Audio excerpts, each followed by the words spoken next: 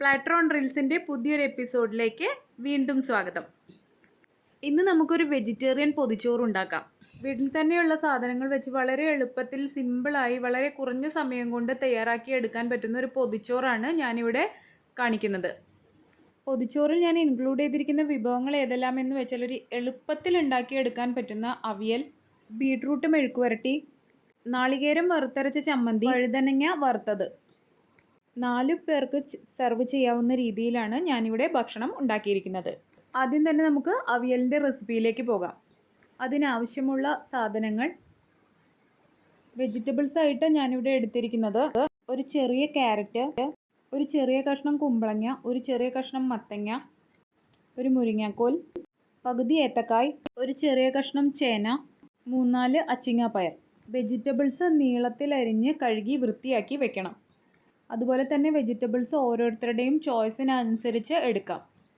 പിന്നെ വേണ്ടത് 1 കപ്പ് തേങ്ങ ചിരവിയത്, 1/2 ടേബിൾ സ്പൂൺ മുളക് പൊടി, 1/4 ടീസ്പൂൺ മഞ്ഞൾപ്പൊടി, ഉപ്പ് 1 ടീസ്പൂൺ, അതല്ലെങ്കിൽ ആവശ്യാനുസരണം, നല്ല ജീരകം 1 ടീസ്പൂൺ, കൊച്ചുള്ളി 2 എണ്ണം, വെള്ളം 1/2 കപ്പ്, തൈര് 1/4 കപ്പ്. ഞാൻ എടുത്തിരിക്കുന്ന തൈര് അധികം പുളിയില്ലാത്തതും എന്നാൽ ആവശ്യത്തിന് പുളിയുള്ളതുമാണ്. തൈരിൻ്റെ പുളിക്ക് അനുസരിച്ച് തൈര് എടുക്കുന്ന അളവിലും വ്യത്യാസം വരും. എത്ര പുളി വേണം എന്നത് നോക്കി വേണം തൈര് എടുക്കാനായിട്ട്. പച്ചമുളക് 1.5 മുതൽ 2 എണ്ണം വരെ, കറിവേപ്പില 4 തണ്ട്, വെളിച്ചെണ്ണ 1.5 ടേബിൾ സ്പൂൺ.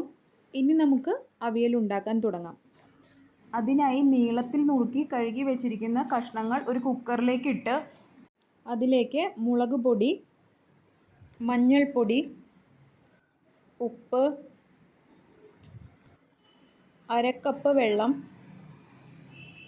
എന്നിവ ചേർത്ത് ഇളക്കി മീഡിയം ടു ഹൈ ഫ്ലെയിമിൽ വെച്ച് ഒരു വിസിൽ വരുന്നത് വരെ വേവിച്ചെടുക്കണം. ഈ അവിയൽ ഒരു ഒത്തൻറ്റിക് അവിയലൊന്നും അല്ലാത്തത് കൊണ്ടാണ് കുക്കറിൽ ചെയ്തെടുക്കുന്നത്. വളരെ പെട്ടെന്ന് തന്നെ ചെയ്തെടുക്കാനായിട്ട് നേരമില്ലാത്ത സമയത്തൊക്കെ ആണെങ്കിൽ നമുക്ക് ഈസി ആയിരിക്കും കുക്കറിൽ ചെയ്തെടുക്കുമ്പോൾ. അതുപോലെ തന്നെ ഉപ്പ് ചേർക്കുമ്പോഴും ആദ്യം ചേർക്കുന്ന സമയത്ത് കുറച്ച് ചേർത്തതിന് ശേഷം അരപ്പ് ചേർക്കുമ്പോൾ തൈരിൻ്റെയൊക്കെ പുളി അനുസരിച്ച് രണ്ടാമത് ചേർക്കുന്നതായിരിക്കും കൂടുതൽ നല്ലത്. അപ്പോൾ നമുക്ക് പച്ചക്കറികൾ വേവുന്ന സമയം കൊണ്ട് ഇതിലേക്കുള്ള അരപ്പ് തയ്യാറാക്കിയെടുക്കാം. അതിനായിട്ട് മിക്സിയുടെ ജാറിലേക്ക് 1 കപ്പ് തേങ്ങ ചിരകിയത്, 1 തണ്ട് കറിവേപ്പില, 2 ചെറിയ ഉള്ളി,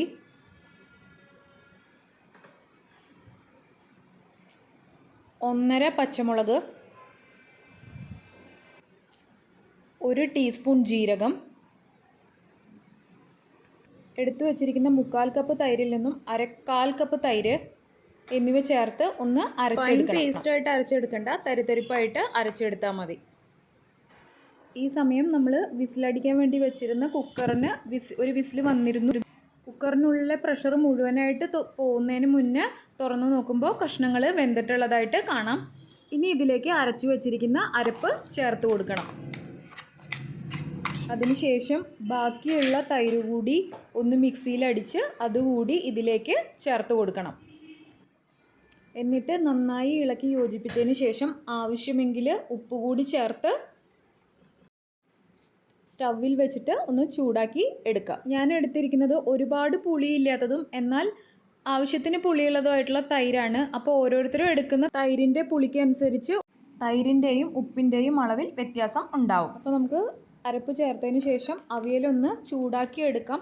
ഒരുപാട് തിളപ്പിക്കരുത്, ജസ്റ്റ് ഒരു തിള വന്ന് തുടങ്ങുന്ന സമയത്ത് നമുക്കിതിലേക്ക് 2 ടേബിൾ സ്പൂൺ വെളിച്ചെണ്ണ, 2-3 തണ്ട് കറിവേപ്പില എന്നിവ ഇട്ടതിന് ശേഷം ഒന്ന് ഇളക്കി യോജിപ്പിച്ച് സ്റ്റവ് ഓഫ് ചെയ്യാം. ഇപ്പോൾ കാണുമ്പോൾ ഒരു വാട്ടറി കൺസിസ്റ്റൻസി ആയി അവിയൽ തോന്നുന്നുണ്ടെങ്കിലും കുറച്ച് കഴിയുമ്പോൾ അതിലെ വെള്ളമെല്ലാം വറ്റിക്കോളും. അതിനുശേഷം കുറച്ച് നേരം നമുക്ക് ഈ കുക്കർ ഒന്ന് അടച്ചു വയ്ക്കാം. ഇനി നമുക്ക് കുക്കർ കുറച്ച് നേരം മൂടി വയ്ക്കാം. പ്രഷർ കയറുന്ന രീതിയിലല്ല, ജസ്റ്റ് മൂടി വെച്ചൊന്ന് കവർ ചെയ്താൽ മാത്രം മതി. അപ്പോൾ ഈസി ആയിട്ട് ഉണ്ടാക്കാവുന്ന അവിയലിവിടെ റെഡി ആയിട്ടുണ്ട്. ഇനി നമുക്ക് വഴുതനങ്ങ വറുത്തത് എങ്ങനെയാണ് ചെയ്യുന്നതെന്ന് നോക്കാം. അതിനായിട്ട് അത്യാവശ്യം വലിപ്പമുള്ള ഒരു വഴുതനങ്ങ എടുക്കുക. ഈ വഴുതനങ്ങ തന്നെ വേണമെന്നില്ല, ഏത് വഴുതനങ്ങ വെച്ചും നമുക്കിത് ചെയ്യാം. ഇത് ഭർത്ത ഉണ്ടാക്കുന്ന വഴുതനങ്ങയൊന്നുമല്ല, നമ്മുടെ സാധാരണ വഴുതനങ്ങയിൽ വലിയൊരെണ്ണം നോക്കിയെടുത്തതാണ്. ഇനി ഒരു പാത്രത്തിൽ 1/2 ടേബിൾ സ്പൂൺ മുളക് പൊടി, 1/2 ടേബിൾ സ്പൂൺ മല്ലിപ്പൊടി, 1 ടീസ്പൂൺ മഞ്ഞൾപ്പൊടി, 1/2 ടീസ്പൂൺ ഉപ്പ്, 1 ടേബിൾ സ്പൂൺ വെളിച്ചെണ്ണ, 1 ടേബിൾ സ്പൂൺ വെള്ളം എന്നിവ ചേർത്തതിന് ശേഷം നന്നായി യോജിപ്പിച്ചെടുക്കണം. നമ്മൾ എടുത്തിരിക്കുന്ന വഴുതനങ്ങ വളരെ കനം കുറയാതെ എന്നാൽ ഒരുപാട് കനം കൂടാതെ ഇതായി കാണിക്കുന്ന പോലെ വട്ടത്തിൽ അരിഞ്ഞെടുത്ത് വെക്കണം. അതിനുശേഷം ഒരു ഫോർക്ക് വെച്ച് കുത്തി ഇതിൽ ചെറിയ ചെറിയ ഹോൾസ് ഉണ്ടാക്കണം. ഇവിടെ എല്ലാ വഴുതനങ്ങയും ഹോൾസാക്കി വെച്ചിട്ടുണ്ട്. ഇനി നമുക്ക് മിക്സ് ചെയ്ത് വെച്ചിരിക്കുന്ന മസാല ഓരോ വഴുതനങ്ങയിലും തേച്ച് പിടിപ്പിച്ച് വെക്കാം. ഇങ്ങനെ തേച്ച് പിടിപ്പിച്ചതിന് ശേഷം കുറച്ച് കറിവേപ്പില കൂടി ഇതിൻ്റെ മുകളിൽ തൂവി കൊടുക്കാം. 20 മിനിറ്റെങ്കിലും ചുരുങ്ങിയത് ഇത് റെസ്റ്റ് ചെയ്യാനായിട്ട് വെക്കണം. ഞാനൊരു ഏകദേശം ഒരു 2 മണിക്കൂറോളം റെസ്റ്റ് ചെയ്യാനായിട്ട് വെച്ചിരുന്നു. അതായത് അവിയലും ബീട്രൂട്ട് തോരനും ചമ്മന്തിയും ഒക്കെ ചെയ്യാൻ തുടങ്ങുന്നതിന് മുന്നേ തന്നെ ഞാനിത് മസാല പുരട്ടി വെച്ചിരുന്നു. ഗരം മസാലയുടെ ഫ്ലേവർ ഇഷ്ടമുള്ളവർക്ക് ഗരം മസാല കൂടി ഇതിലേക്ക് ചേർത്ത് കൊടുക്കാം. ഇനി ഒരു പാൻ ചൂടാക്കി പാനിലേക്ക് 1.5 ടേബിൾ സ്പൂൺ വെളിച്ചെണ്ണ ഒഴിച്ച് മസാല പുരട്ടി വെച്ചിരിക്കുന്ന വഴുതനങ്ങ കഷ്ണങ്ങൾ ഓരോന്നായിട്ട് ഇട്ട് കൊടുക്കുക. ലോ ടു മീഡിയം ഫ്ലെയിമിൽ വെച്ച് വേണം വഴുതനങ്ങ പീസ് വറുത്തെടുക്കാനായിട്ട്. ഹൈ ഫ്ലെയിമിൽ വെച്ച് എടുക്കുമ്പോൾ പെട്ടെന്ന് പരത്തിയിരിക്കുന്ന മസാലയെല്ലാം കരിഞ്ഞു പോവുകയും പിന്നെ വഴുതനങ്ങയ്ക്ക് ഒരു കയ്പ്പ് സ്വാദ് അനുഭവപ്പെടുകയും ചെയ്യും. അതുകൊണ്ടാണ് low to medium flame maintain ചെയ്ത് വറുത്തെടുക്കാനായിട്ട് പറയുന്നത്. ഇപ്പോൾ ഒരു സൈഡ് 3 മിനിറ്റോളം ആയിട്ടുണ്ട്. അപ്പോൾ ഇനി നമുക്ക് മറ്റേ സൈഡ് ഒന്ന് മറിച്ചിടാം.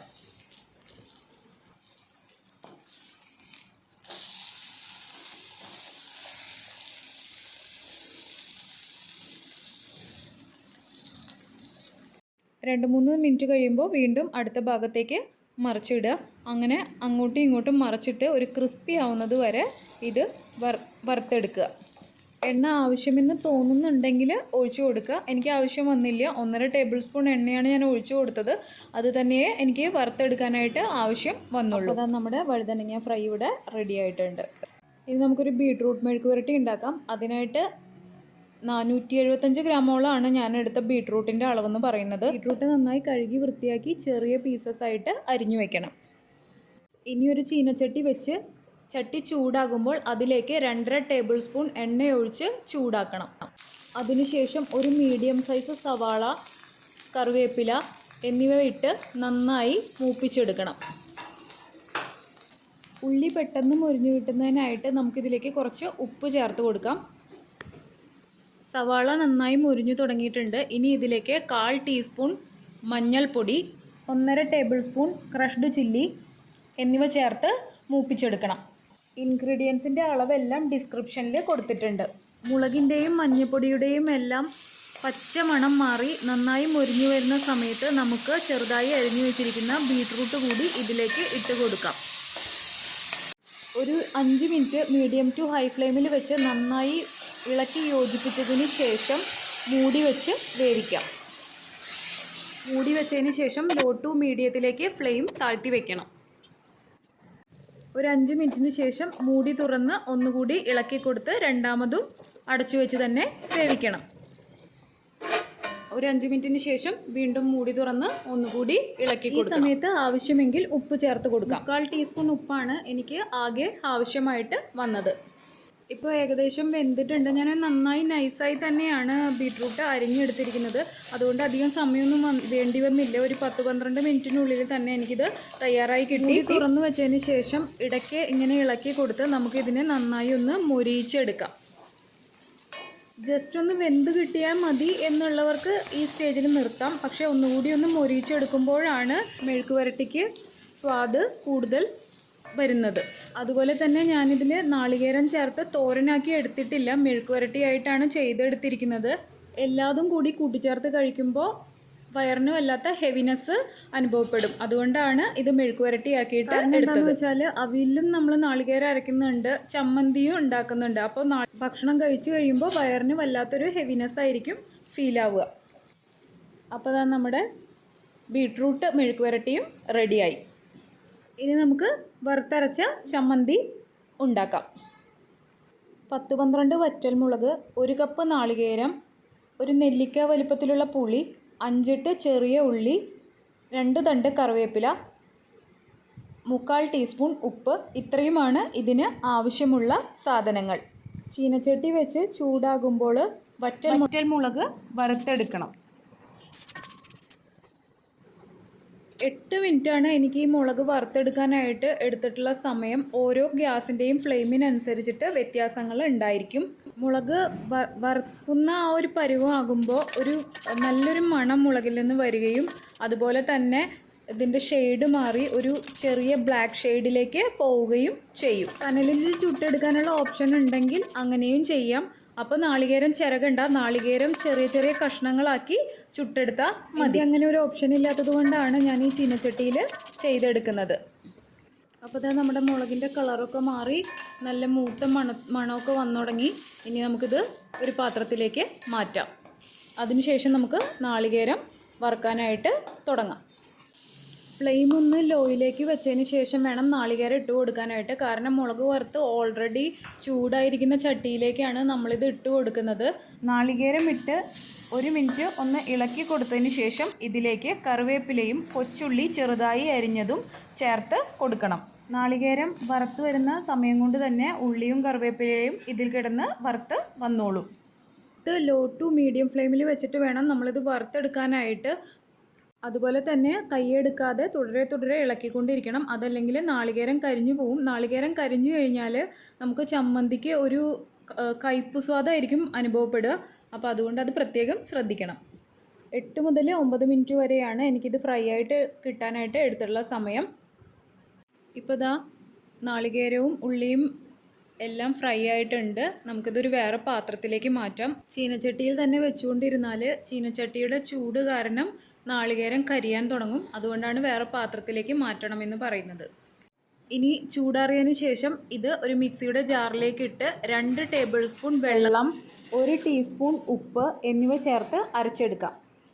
വെള്ളം ചേർക്കാതെയും നമുക്ക് അരച്ചെടുക്കാം. ഞാനിതിപ്പോൾ പൊതിച്ചോറിന് വേണ്ടി ഉണ്ടാക്കുന്നത് കൊണ്ട് പിടിക്കുമ്പോൾ ഉരുളയായിട്ട് കിട്ടാൻ വേണ്ടിയിട്ടാണ് 1 ടേബിൾ സ്പൂൺ വെള്ളം കൂടി ചേർത്തത്. വെള്ളം ചേർക്കാതെയാണ് അരയ്ക്കുന്നതെങ്കിൽ കണ്ടെയ്നറിലാക്കി ഒരാഴ്ച വരെയൊക്കെ ഫ്രിഡ്ജിൽ നമുക്ക് ഈ ചമ്മന്തി സൂക്ഷിക്കാം. ഇപ്പോൾ ഇതാ നമ്മുടെ വറുത്തരച്ച ചമ്മന്തി ഇവിടെ റെഡി ആയിട്ടുണ്ട്. ഉപ്പ് ചേർക്കുമ്പോൾ സ്വാദ് നോക്കി വേണം ഉപ്പ് ചേർക്കാനായിട്ട്. ആദ്യം കുറച്ച് ഉപ്പ് ചേർത്ത് കൊടുത്തതിന് ശേഷം പിന്നീട് ഉപ്പില്ലെങ്കിൽ രണ്ടാമതും ചേർത്ത് കൊടുക്കുക. കാരണം പുളി എടുക്കുന്ന അളവിനനുസരിച്ച് ഓരോ പുളിക്കും അനുസരിച്ച് വ്യത്യാസങ്ങളുണ്ടാകും.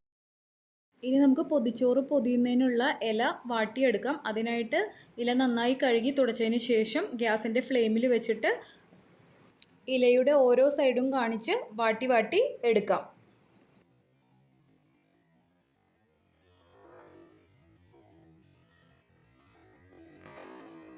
ഇനി നമുക്ക് വാട്ടിയെടുത്ത ഇലയിലേക്ക് ചോറും കറികളും ഒക്കെ വെച്ച് പൊതിച്ചോറ് ചെയ്തെടുക്കാം.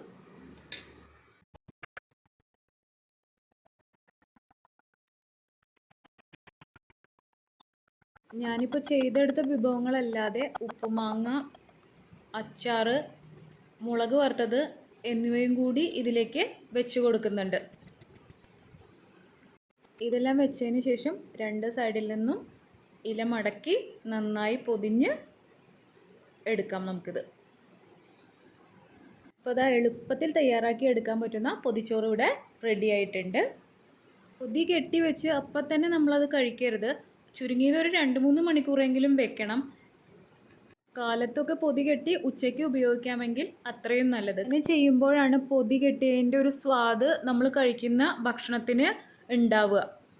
നമ്മൾ വെച്ചിരിക്കുന്ന കറികളിലെ വെളിച്ചെണ്ണയും എല്ലാം ഇലയിലേക്ക് പിടിച്ച് നല്ലൊരു സ്വാദായിരിക്കും ആ സമയത്ത് നമുക്ക് കിട്ടുക. എന്നും കഴിക്കുന്ന ഭക്ഷണത്തിന് ഒരു ബോറടി തോന്നുമ്പോൾ ഓപ്റ്റ് ചെയ്യാവുന്ന ഒരു ഐഡിയ ആണിത്. അപ്പോൾ എല്ലാവരും ട്രൈ ചെയ്ത് നോക്കണം. വീണ്ടും മറ്റൊരു റെസിപ്പിയുമായി കാണുന്നത് വരെ ഞാൻ ബിനു, സൈനിങ് ഓഫ്.